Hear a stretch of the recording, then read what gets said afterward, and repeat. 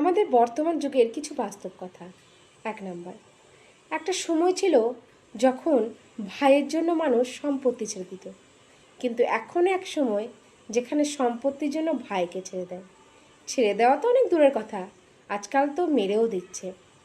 ২ number, আঘাতটা যদি আমরা ছুরি থেকে পাই তার ক্ষতটা কিন্তু দ্রুত সেরে যায়, কিন্তু আমাদের কাছের মানুষের বলা শব্দের যে আঘাত সেটা আমাদেরকে অন্তর থেকে ভেঙে দেয়। ৩ নাম্বার, আমরা বাঙালিরা জিভ পুড়ে গেলেও কিন্তু চা খাওয়াটা ছাই না। তাহলে আমরা যদি কোনো কাজে একবার অসফল হয়, কেন সেটাকে ছেড়ে দিই? পরিশ্রম করতে হবে যতক্ষণ না আমরা সফল হতে পারি।